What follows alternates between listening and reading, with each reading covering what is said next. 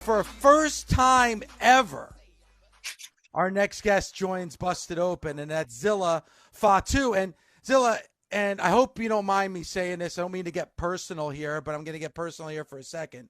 Let's do it. Not only is this the first time ever on Busted Open, but you're also popping your cherry for something else here, and that is this is the if I'm not if I'm wrong, please you can correct me. I think this is the first time you've ever been on Zoom. Yes. So, and a lot of first here on a Wednesday morning, Zilla. Yeah, a lot of first time. Throw your ones up, man. But thank you. I'm blessed to be here. This is my first Busted Open interview. And I'm just blessed to be here. I'm just more than grateful. And we woke up. So we here. Hello. I love it. I love it. And one of the things that we're going to talk about is what's going to be happening in just 10 days. And that's Sub-Zero, December 14th, Reality of Wrestling. How has it been being a part of that?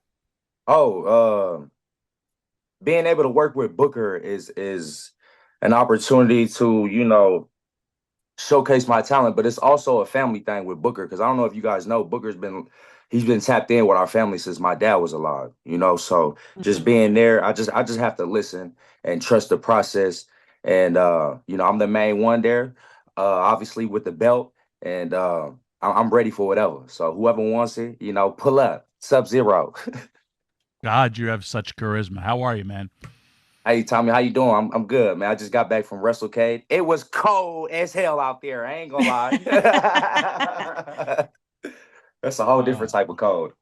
Yeah, it was cold for there, but again, seeing your quick progress, you're one of those guys who I feel is quickly rising to the top. I mean, you're booked everywhere on the indies. I see your name popping up all over the place, and kind of like again, besides reality wrestling, what's your goal? We got a new year coming up. It's 2025. What is in the cards for you?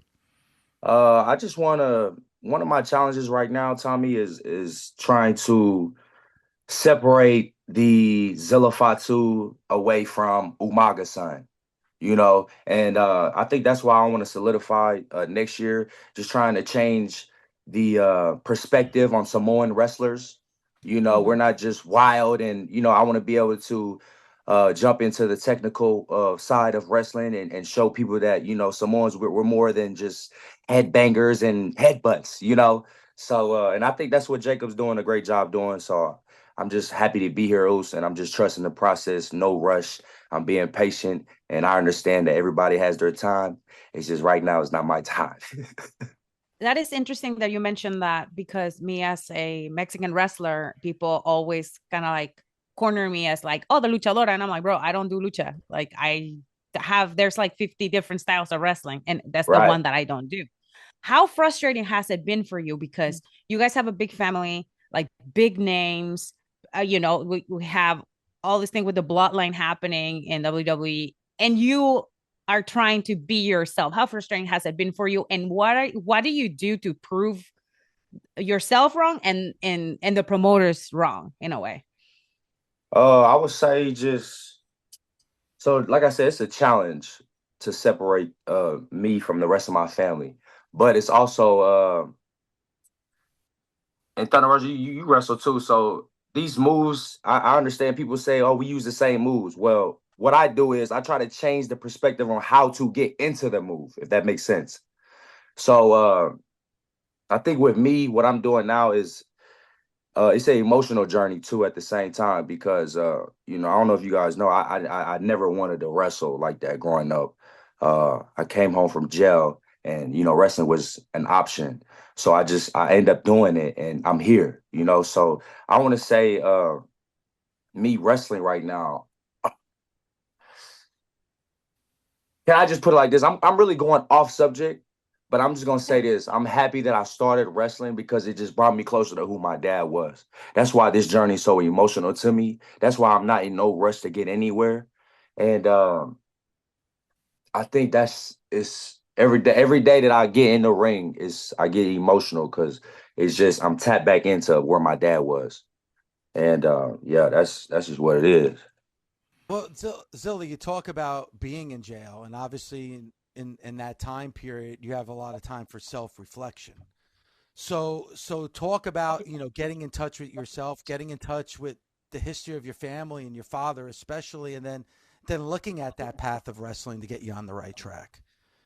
Yeah, I mean, when I was away, I did have a lot of time to reflect.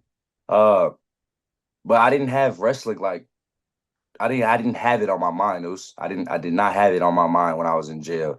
When I came home and I just looked at the options that I had, and wrestling was always there, And that's just growing up. My dad, everybody tells us like wrestling is always going to be there. Like, so go do something else. If not, then double back to wrestling and come try it out. So I think it was just one of those lessons that I learned. I was like, man, I don't know what to do, so I'm just gonna go do wrestling. So yeah. And it's working out. Oh yeah, it's great. It's good right now. So what is the thing that you feel as your own individual, like, kept yourself away from wrestling? Like my son, like, he started wrestling when he was 14, and now he's like, nah, I'm good. What was the thing that turned you off? And then you're like, nah. And then now, besides, you being closer to your father, that got you up. I think what really made me tap in, sis, was the love and affection that I got from the fans. And here I am thinking my dad passed away in 2009 and it's 2024 and he's still getting that same love. So for me to like receive that from them, it makes me want to go. It makes me want to like, okay, hold on. Maybe there is something with wrestling. Maybe there is something with being Umaga's son. Like maybe we can, make something shake out of that. So I think that's what really made me tap in. And not only that, being able to solidify his legacy, because I know everybody has a story to fulfill, everybody has a story to finish, and that's just one of my chapters. It's not even a story, it's a chapter in my life to make sure my dad's legacy lives up to the expectation everybody holds him to. And that's what I'm doing now, and I'm excited. I'm hungry for it, and I just feel bad for a lot of people. If you I'll go from the first time I met you. I was excited to meet you. I met you as a little kid, but I didn't meet you as a man. And then because of your dad, because I was super close with your dad. And it was, oh, I will help you because of your father, but then you have to earn it on your own merits. And I've seen a lot of people talk about you, and not just because of your father, but just because, no, this guy's got the talent, all that stuff. Oh, by the way, plus he's Eki's son. And you're like, oh, crap. But that's the family part of this industry, which I now understand that you're understanding that love, because it's beyond the fans. Yes. It's what we also talk about, a brotherhood. And your father was a brother to a lot of men and women. He was awesome, as you know. So that's cool, and your attitude is great, and that's why I feel, and most of us all feel within the industry, you will have success. I mean, I straight up, I got Moose pushing for you all the time, and I'm like, I know who he is, bro. You don't need to push for him. And if there's a Let's go, Moose. If there's a position or a spot, but Moose didn't know you, but he's like, yo, this guy's really good. And then when he says your name, I'm like, yeah, I already know who he is. But these are how we get into the industry with. It has nothing to do with nepotism. It all has to do with talent. And you're one of those guys who it's so natural for you because your father was so gifted and talented. Perhaps, well, Jacob is up there as well. But for your dad's size and what he could do was next level, because I wrestled him at least 30 times. Right. And it was just like, but you got a whole bunch of people pushing for you because you're you. So I think that's a really cool spot for you to be in. Thank you. Yeah. Now I got to ask you a harder question. You ready? Let's go. I'm ready, Yus. Let's go. You get the phone call today after you hang up. They say, man, we heard you on Busted Open. Which bloodline would you want to be a part of? Ooh, man, God, that's the question of the year, right? There you go. I might have to go with. And I'm gonna break it down why I'm gonna have to go with him, but I'm gonna have to go with Team OTC, baby, Roman Reigns. Right now, obviously, everybody knows me and Jacob teamed up on the Indies before he got signed. Ever since Jacob got signed, he's been acting crazy. You know, that's not the Jacob I know, but he's been acting crazy. And then you have Solo, which I've been beefing with him since I was 8 years old. I gave him his first rock bottom in the pool at his dad's house, right? And for him to try to take my dad's move or whatever, I don't like that. So I'm gonna go with OTC. I'm gonna help Roman Reigns, whatever he needs, I'm there. I'm surprised, Zilla. I am very surprised that you went with the OG Bloodline. Here's why. First of all, you got Sami Zayn involved, CM Punk involved, outsiders. I don't trust either one of them, and I don't think Roman should either, because you can't tell me that they don't have bad intentions. They do. But when you look at Bloodline 2.0, when you talk about Jacob Fatu, I think he's been the MVP of this entire story over 2024. And Solo has been trying to keep this all together. Like Solo said to Roman, hug me, embrace me. We could dominate the WWE for decades. And because Roman has such a big ego about him and won't humble himself and won't apologize to everybody, he let that. I am very surprised that you said the OG Bloodline. Well, hey, Oos, I'm going with the person that checks on me every day. Okay. There you go. Okay. All right. You know what? I don't know the whole personal relationship there. If Roman's doing that, then God bless. Come on. Hello. Well, then he should be picking up the phone and calling you and not CM Punk and Sami Zayn. Where's the phone call to Zilla? Well, I need your help in this situation. You know, just like I know that timing is everything, right? Okay.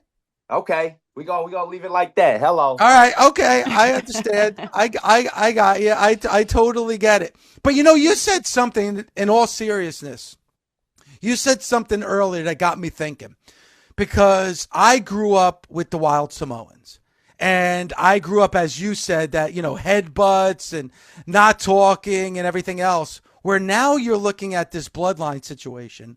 And Zilla, this Bloodline story is dominating the world of pro wrestling. And you have Roman on one side, a mentor, intelligent, a leader, Solo on another side, who's doing it really by his stature and what he's doing, and as a member of the family, but also as a leader and a mentor.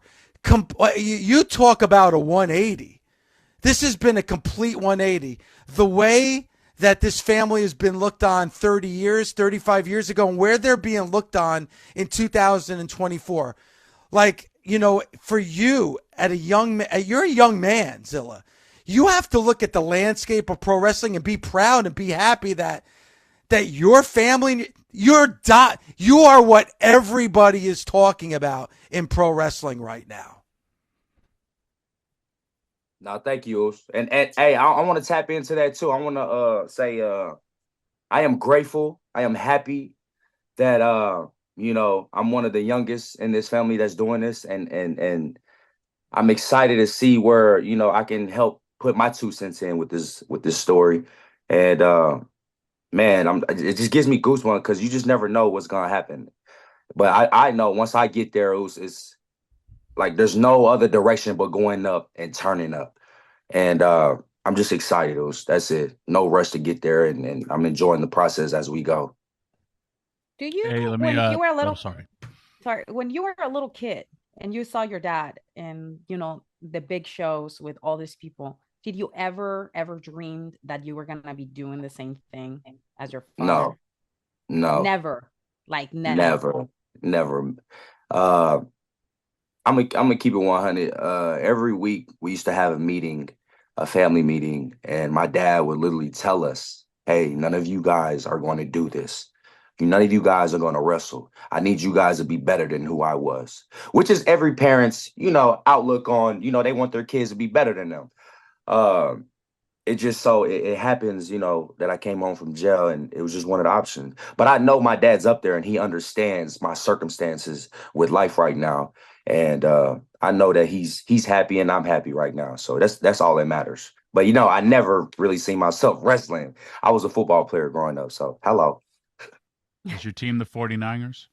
No, no. I'm just asking. That It's seems just to be what it is. See, Yeah. Tommy knows. Tommy's been tapped in with the family for a long time, and Yes, he I knows have. that that's the family's team, but that is not Zilla's team. My team, my team's the Texans. Hello, Houston Texans. Nice. Good. I love the Texans. Yeah. I work with the Texans a lot. Are you? Let's- Do you live in the area or you live Yes, in the Bay? I am from Houston, Texas. H-time. Bro, I gotta take you. We have. Okay, Come after on, this, pull up. I'll hit you up. I always Toro's my homie. Like Toro is the best. He's the Okay. homeboy. So next time For I do a sure, show let's with the have it. Texans, you're in. I swear to God. Yes, now they told me they're you dope. did it. They told me you did a show before the game started, and I was Yep. like, "What? A wrestling match before Yep. an NFL game? That's dope. That's dope." Yep. Yes. See, what a small world. He's You a know, smart Zilla- man. He's a smart man. Seriously, I met your dad. I think he was 17. They all came to a show in Pensacola, Florida, and he almost witnessed a fight. And there was a lot of fights in the back, but he had come to the show, and he was like, "I wanted nothing to do with ECW because all y'all crazy." And if I could tell you a quick little story, because again, your father was so gifted, but we're wrestling. I think it was me and Stevie versus 3 Minute Warning. And he goes, "Yo, I want to try that Jeff Hardy shit." And I was like, "All right." So shoot reverse. He gives me a back elbow, and he's going to do the Willow and the Wisp. And he's like 350. And as he goes, "But I'd move." And here comes this gigantic man doing a complete perfect twist because he just wanted to try it. Yeah. And I didn't move, and I ate it. And he's like, "Oos, I said move." I go, "We're good." And he went, "EC dub." Let's go. That was our in-ring conversation in front of like 12,000 fans on like the third match on the card. But shit like that is just like what the fun times. And like, I mean, I remember when him and Ed, like he wore Edge's gear out there. Oh, it was so awesome. It really was. Man, yes. And that's why I want to tap into what you guys said earlier. I want to say that this is my favorite moment of my career when I hear stories of my dad. So thank you for sharing that, Uz. And I love just hearing like different stories about him. Like I said, this journey is just bringing me closer to who he was. So I definitely appreciate that, bro. Man, hold on. Zilla, And I you know don't know if what's- you guys go ahead, Uz. Go ahead. No, it's what's crazy is your dad passed away 15 years ago today, I know. I was just about to say that. Oh, wow. which is insane when you think about it. Yeah. So That's how I know if there this was was supposed ever to happen. This interview was supposed to happen on this day. I appreciate you Yeah. guys. if there was ever a time to share stories, today's the day, right? Oh yeah, there is. Do you have a story? I mean, I think everybody who's a fan has a story. I didn't know your father like that. I was just a fan. You know, Right. I didn't have a relationship with him when, unfortunately, when your dad, this show has been on the air for 15 years. So I never had the opportunity to meet him or interview him. I would have loved to have done that. But now I have an opportunity to interview his son, which is special today. Yes, sir, it is. Thank you so much. Wow, that's awesome. I hope everyone gives a shout out to Umaga today. I didn't know Yeah. that. I'm glad December to be 4th. sharing this with you as well. No, thank you, brother. Thank you. This, like I said, this was supposed to happen, So Yep. yeah. Where's Bubba at, man? He's eating mayonnaise down in Florida. All right, hello, so- never mind. Nothing wrong with that. All right, Luz. so let me That's all. ask you this. We had Jacob in studio, and Tommy and Jacob were talking about mayonnaise, and the way his face lit up when talking about mayonnaise, and now I see you're fist pumping to mayonnaise. So explain to me. I'm not a mayonnaise guy. I don't like mayonnaise. Oh my God. So Man, don't be telling me you're eating Miracle Whip, are you? Yes, he is. no, I'm You're a Miracle Whip Yes, guy? he has jars of that shit on his Oh fridge. my I've gosh. Come on. I've seen it. Oos, the mayonnaise is like it's our oos juice, It's our Our go-to oos flavor, juice. Samoan for real. steroids. Nah, I wouldn't call it that, but yeah. Well, no, that's what your dad used to call it. That's what your Okay, dad okay. used to call it.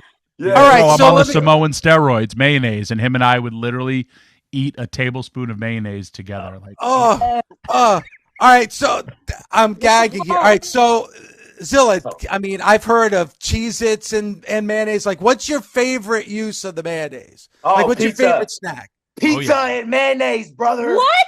It's fabulous. Pizza and mayonnaise, brother. Oh, pizza and what? I mean, yes. Pizza yes. and ketchup is bad. Pizza and mayo?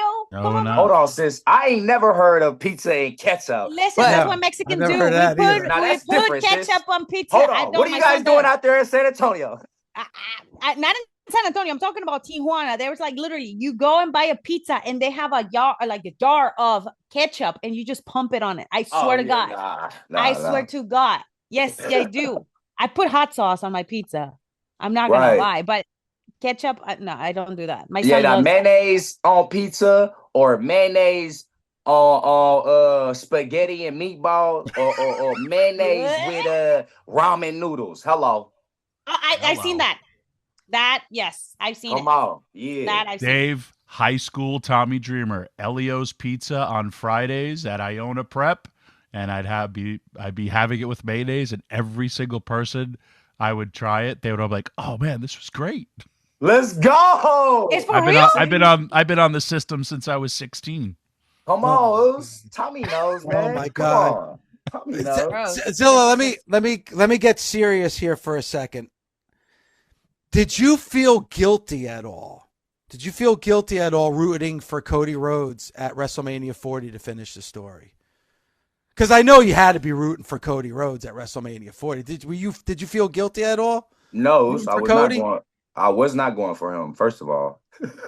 Whoa. Yeah, I wasn't going for Cody. I was obviously, I'm always gonna ride with the family, but I was going for the family. I like this guy, man. I like this guy. He's an idiot, Goose. Come on, brother. We're jaculating. We're jaculating right now, man. No, we're joculating. We're joculating. Come on. So talk about what we're going to see.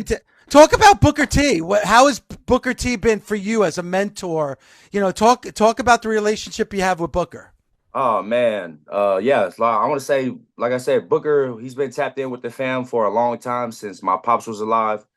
So when I came home and I decided to wrestle, it was no doubt in my mind that Reality Wrestling was the first school that popped up, and not only that, it's local.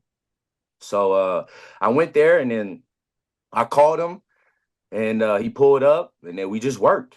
And then after that, we talked, and he was like, "Oos, like, I need you to be locked in. I need you to get in shape. I need you to, make sure you're staying out of trouble. Make sure you're finishing your classes. Because with parole, you have certain classes and rules and regulations that you have to follow. Make sure you finish that. And then, I got you." So ever since then, it's been a roller coaster, with that. But me and Book, we talk every day. He always, checks up on me, make sure that I'm okay. So it's a blessing to have him in my corner as a friend, as a mentor, as an uncle that I look up to as. And it's just pretty dope to have him on my side because I can literally just call him and, if I have any questions, he'll give me the answers. I mean, you're talking about being on parole. What is the most difficult part in terms of just coming back into society and doing everything again and relearning some stuff? Well, first of all, when I first came home, I didn't even know how to use the iPhone. And it was little things like that. So it was kind of hard for me to adjust back in society because I was institutionalized. I was so used to doing one thing for 6 years. Wow. So when they took me out of that and just threw me out, in society, it was kind of hard because my first 2-3 months, I didn't even leave the house because my mind was so institutionalized on being in one spot. And bro, my mom was like, she was like, "Son, you can leave the house, right?" I was like, "All right, Mom, okay." But other than that, sis, it's pretty dope because with wrestling, it keeps me, it's like my therapy, So I'm actually happy that I started wrestling because same things like boxing and wrestling and amateur wrestling, it helps with self-character. It helps with discipline. And, that's what I need right now. So I'm just happy right now. keeps you focused, keeps you grounded, which is important. Oh yeah, Zilla, and I think also part of the problem is you are learning how to use an iPhone. Everybody knows all the cool kids have Androids. Come on. No. No. It's Team iPhone, baby. Come on, Oos. First of all, you said Miracle Whip, and then now you bring up this Android. He's not cool, bro. He's not cool. Listen, come on. What are you talking about? Look at this. I define coffee this cool. morning. I define cool. All right, Zilla, do you ever find yourself in New York? Do you ever come to New York at all? Of course. I wrestle in New York once a month. Of course. All right. So when's the next time you come into New York? December 20th. I'll be at House of Glory defending my title against Jake something. All right. So what I would like to do, and maybe Paul, our producer, could set this up. What I'd like to do is have you in studio in our New York City studios in Times Square, and have you in studio, have you on the air, get some video from you, spotlight you, and then what I'm willing to do, and I don't do this for everybody, Zilla. Take a chop. You're gonna take a chop. Don't even go that route. He's still crying. Are you? He's still crying since Thunder Rosa chopped. Oh, hold on. Oh my God, man! Come on, was that years ago? Yeah. Oh, it's just a couple of years ago. I'll do one better than the chop. Headbutt. You and I will hit the street. You and I will hit the streets in New York City, and I am willing for you. Put some of that mayonnaise on some pizza. Let's go. Put some of that mayonnaise on. We will go. This is what we're gonna do. You and I are gonna go to the hot Italian spot in New York called Pasta Lovers, which is right by our New York City studios. We are gonna sit down. We are gonna have an Italian dinner, you and I, and we'll break out the mayonnaise. Let's do it. Can you say that again so they can hear you again? Can you say that? We are gonna go to Pasta Lovers in New York City, the best Italian restaurant in New York. You and I are going to sit down, have a dinner together, and we're going to break out the mayonnaise. And I will have some pizza with mayonnaise and some spaghetti and meatballs with mayonnaise. I'm willing to do that for you, Zilla. You guys heard it. So when that day comes, I don't need no excuses. No, so just all right. So we know that's coming up in December. You talk to Paul, my producer. We'll set that. What else you got going on coming up? Okay, so let's line it up, man. So this weekend I have Blizzard Brawl. That's in Wisconsin. For those of you guys don't know, matter of fact, I'm gonna spoil it. This weekend at Blizzard Brawl, me and Armando Estrada are reuniting back together. And we're gonna see what that, we're gonna see how much momentum we built off that. After that, next weekend we have December 12th in Atlanta for Fourth Rope. That's Westside Guns and Smoke Dizz's promotion. And then after the 12th, like you said earlier, December 14th we'll be in Houston, Texas for Sub-Zero. I'll be defending my Reality Wrestling World Champion in a triple threat match. And then December 20th I'm in New York, baby. House of Glory. All right. Well, we're gonna set it up. Mayonnaise for everybody. Hello, and the mayonnaise with the pizza, and we're gonna see. God. Matter of fact, Oos, I want to record your reaction, and I think that's gonna be the dopest part of the whole video. Just seeing your reaction when you just taste that mayonnaise and pizza. And just so you know, if you thought it was cold in Winston-Salem, wait till you go to Waukesha, Wisconsin for Blizzard Brawl. Oh my God! They already told me they was like, bring a jacket. Yes, or two. Bring a couple jackets. Phil, I appreciate you coming on. Thank you so much for the time. And again, sharing some stories about your dad 15 years ago. It's crazy, but thank you so much, Zilla. And God bless, and we'll be watching, and much success, my friend. And I'll see you in the streets of New York City. Hello. Thank you guys so much. It's a blessing to be on here. And hey, trust God. Hello.